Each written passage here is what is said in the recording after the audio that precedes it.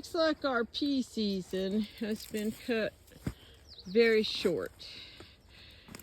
We had a really bad windstorm the other day and it broke a lot of the branches and things, and then I think they might have dried out more than I thought they were, which I have a soaker hose on this row now, so that will help going forward. But I'm going to cut these pea vines out and plant tomatoes.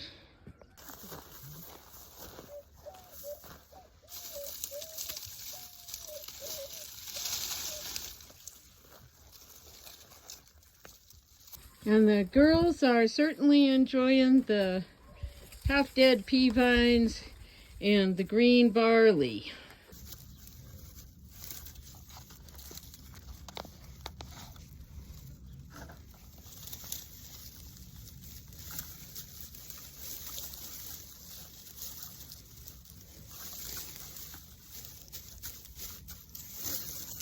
Mary here with High Song Grows, bringing you Farmer Friday. Been quite a day and quite a week fixing to milk Esmeralda because she is very, very full. She is super duper full tonight. But look at that udder attachment. I just love this girl. She does have her babies with her all the time. I haven't been separating them. I just don't have the space right now. Hi girls, you're gonna help me milk? You gonna help me milk? We still got flies, honey? What's the matter? Okay. Peace, are you gonna nurse or are you gonna get down? Okay, get out of my way. Last of the little salad turnips are very tiny, and the flea beetles have eaten up all the leaves. We had a big windstorm the other day that killed the peas. So I pulled the pea plants out and planted 20-some tomatoes along that trellis. The cabbages in there look pretty good. A few signs of cabbage worm, but nothing super bad.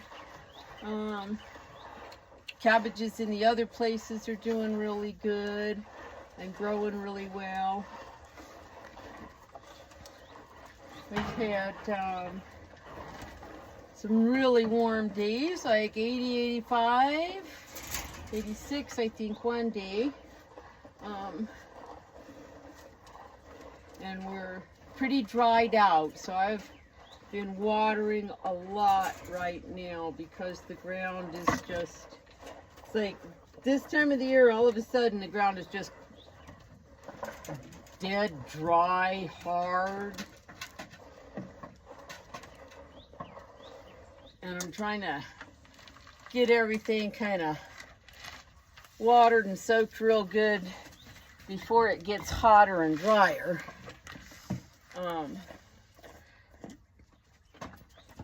Most of the plants are doing real good. Still have a lot of tomato plants to sell. The little chili pepper plants are finally starting to take off, and I have a few eggplant seedlings that are starting to grow finally. They looked really puny for a long time because it wasn't warm enough for them. Girls, hi stink bugs. Whoops. What? Are you lost? What? Are you lost over there? Oh, you guys gonna help me milk now?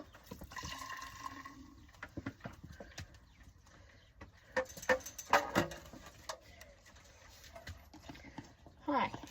What are you doing? Huh? You couldn't see her. I got a baby goat up here. Well, are you gonna nurse? Huh? You want to turn around and nurse? There's Mom just being annoyed with you. Well, baby. Okay.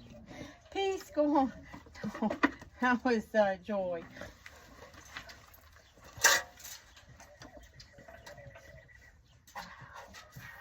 I think most of the time in the evening, these babies just want to come steal some of Mama's grain. Love, your eye is still a little bit swollen, isn't it? I'll have to put some ointment in it. One eye's doing real good and the other eye is still kind of swelling up and weeping a little bit. Let's see what else has been going on this week. Just been potting up lots of tomato plants and pepper plants and some more herbs. I've got some dillweed and cilantro, French thyme. What else is out there? Sage, oregano. Hi, baby. What's she doing? What's she doing? Hi. Hi. That's my little love bug. And, just been a super, super busy week trying to keep up,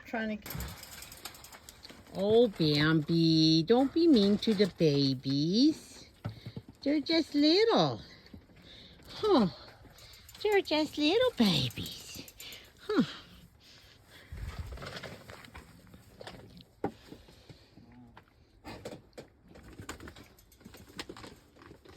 Are you practicing for the milk stand there, Peace?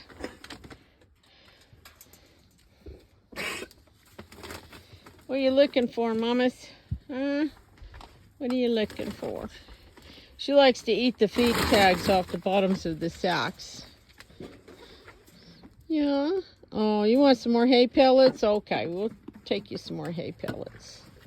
Just trying to think what else has been going on this week. There's been so much stuff. Trying to get lotion made, trying to keep up with watering and potting up, and some more seed planting.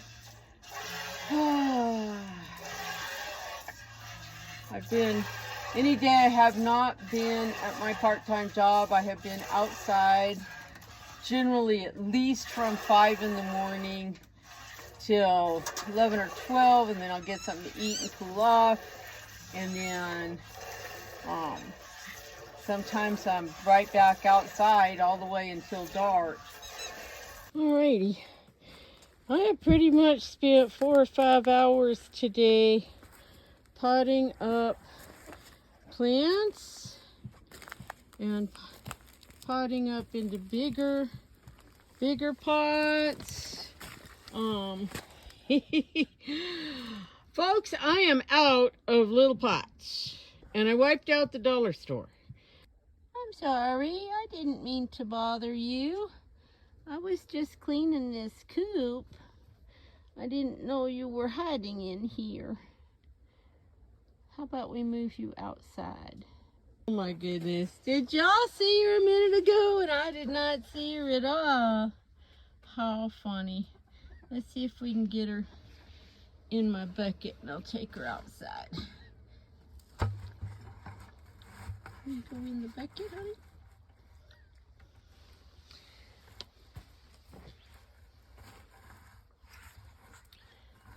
Tarantulas are not big deals. We have them here all the time. Yeah, just go on in the bucket. I just don't really want to touch her. But we'll go take her outside. Alrighty. Come on out, Mamas. Yeah. There you go. There you go. Yeah.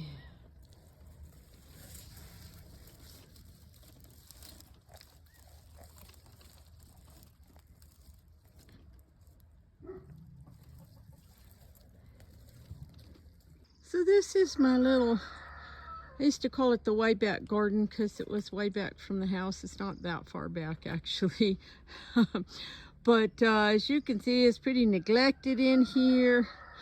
There are some things growing in here, mint. I have a couple of fig trees, a pomegranate, a mulberry, and some various other herbs and flowers and things, but I need to knock down the weedier bits, and I have a big stack of cardboard in the house that I'm going to lay down, and we're going to clean out goat pens and lay some mulch.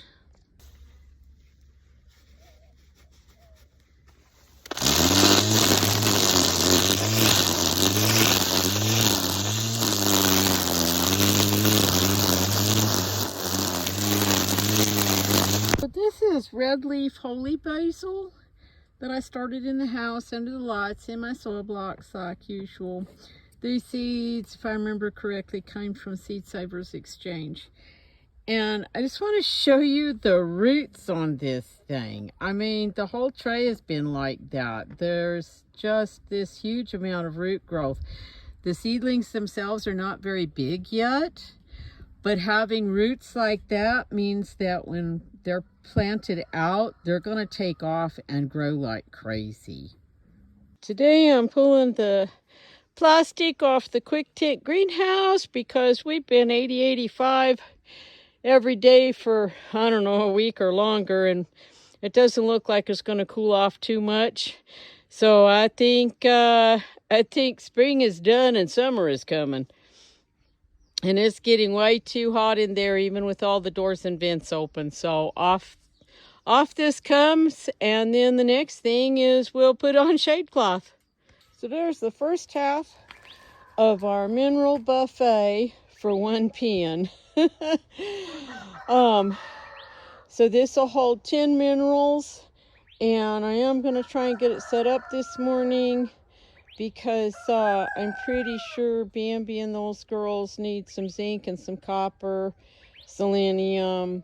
I'll see what else is in the pack, calcium, phosphorus, and we'll put out as many as we can today and work on getting the rest of them out in the next couple of days. So I did put out the mineral buffet yesterday morning with 10 minerals: copper, zinc, selenium, calcium, iodine, phosphorus, potash, cobalt, the C and B supplement, and the AD&E vitamin supplement. So we're going to see how much they've eaten in just over 24 hours. They've eaten all of the copper. They've eaten all of the zinc. Looks like they nibbled on the selenium a little bit. Doesn't look like they really touched the calcium or the iodine. Maybe tasted the phosphorus and the potash.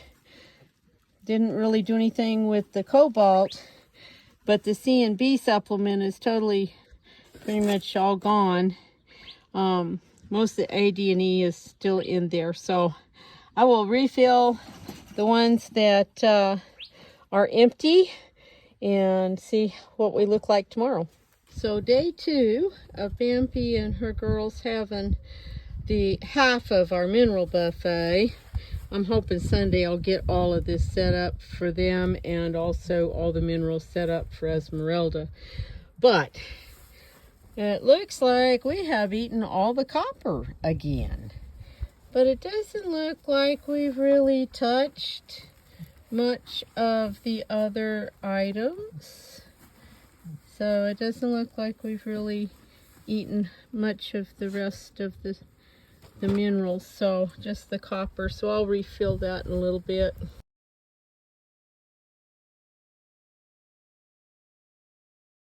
Alrighty, well, the last little bunch of tiny little salad turnips, I'm afraid the leaves aren't very good. They're covered with flea beetle damage, but the flea beetles have not bothered the spinach.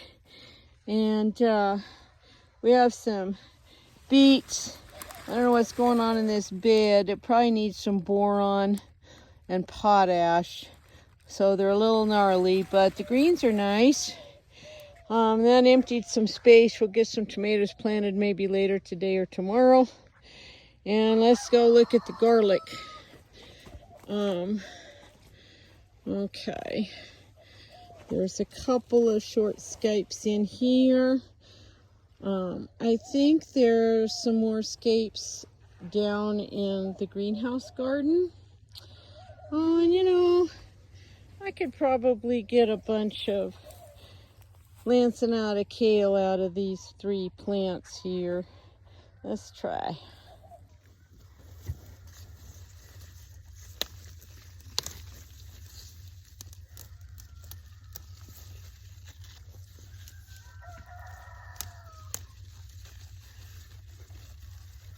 up here in this little garden and check on these cabbages. Oh, that's a nice firm head of cabbage. Yep, we'll be picking some cabbage out of here. And you see all this, I think it's barley.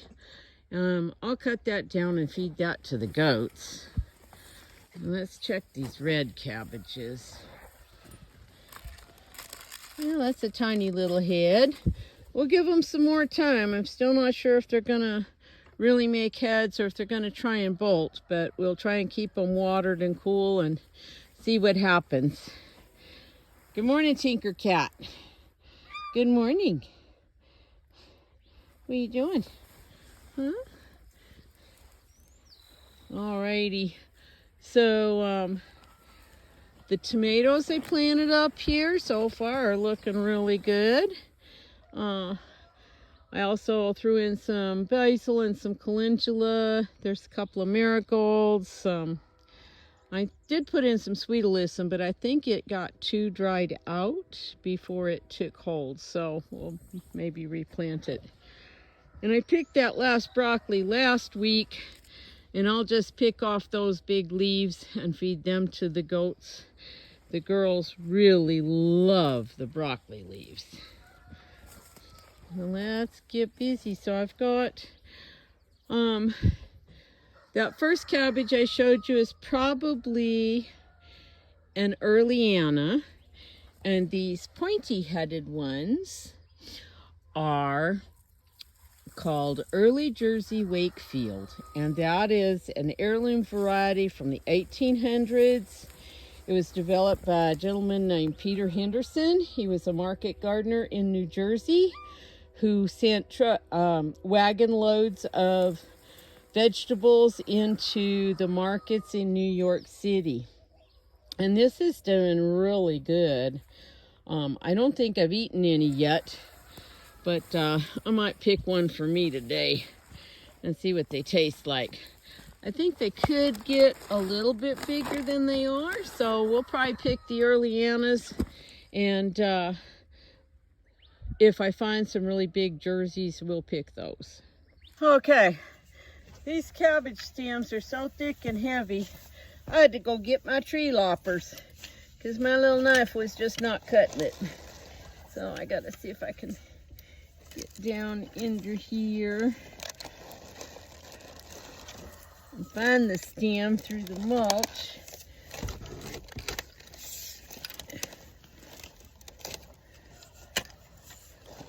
Did I get it? I think I missed it. There we go. Whew.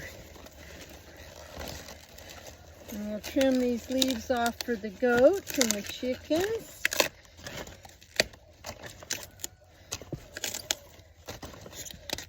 I do see some caterpillar holes. So folks, that's just your proof that, and there's a little green cabbage worm. That guy comes from the white cabbage butterfly or moth or whatever it is.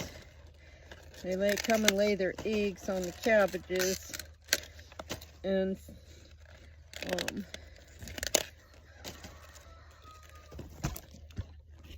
Tink, can you get out of the way? Get out of the way, cat. So we'll trim these stems up some more in the house. Hi, crane fly, get out of there. But that is a pretty nice head of cabbage. I'm going to say that probably weighs about 3 pounds, maybe a little more. So the greenhouse garden has a whole new look to it with no cover on it right now. Still tons of seedlings and things in here. Pots of elephant garlic. These will be done probably the first part of June. And then we'll plant some other things in these pots. Earliest planted tomatoes are doing good. Most of these big blue pots have 2 tomato plants, a marigold, and a basil plant, and some sweet alyssum in them. just to give a little bit of diversity. And then in some spots, I've planted sweet alyssum down in the ground in between, just for fun. This pot of garlic has a hollyhock growing up in it.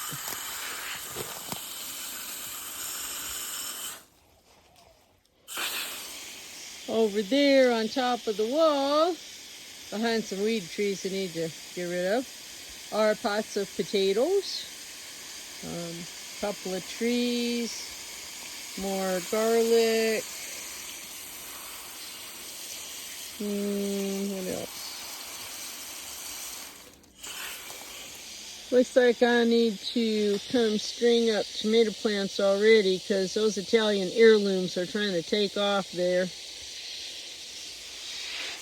So that'll be a job for this coming week.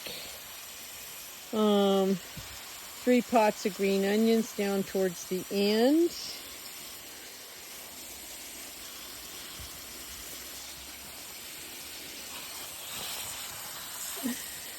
And those last 2 blue pots have some gladiolas from last year that I forgot about, because I had intended to dig them out of the pots and put them elsewhere, and another hollyhock.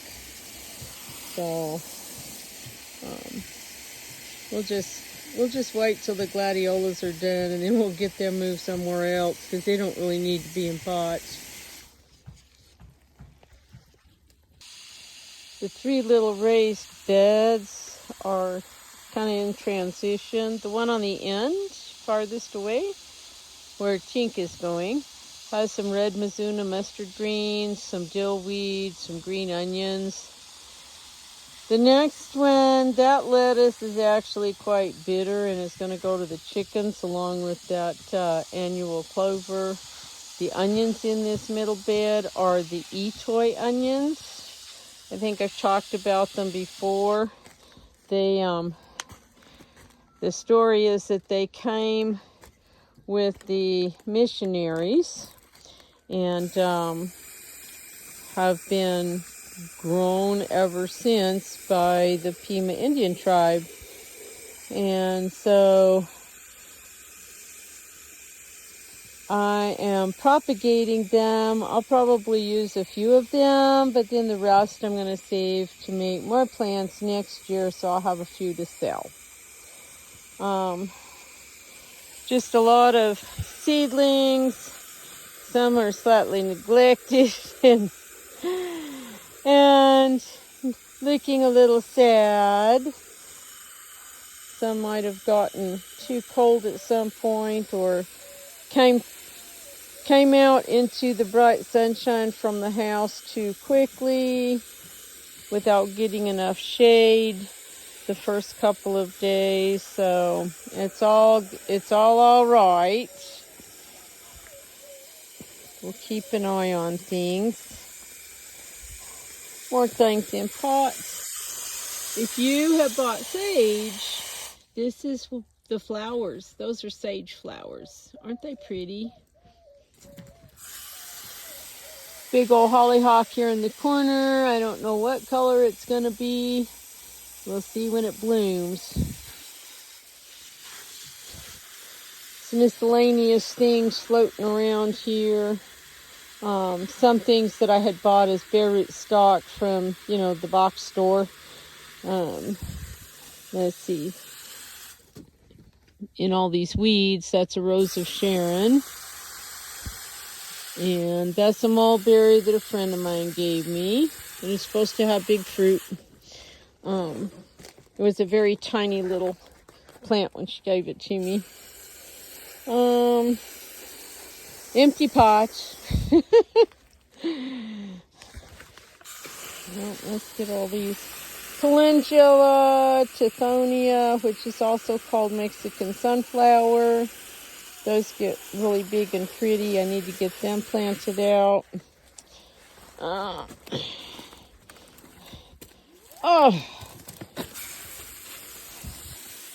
got some berries up here in pots. And look, we're going to have a blackberry or two. I'm so excited. It is one of the things I miss about East Texas, is that we had blackberries growing wild all over. And, I mean, you could pick gallons of them in a very short period of time. And then raspberries are one of my favorite berries, so I really have my fingers crossed to get to taste those guys right there when they get bigger and riper.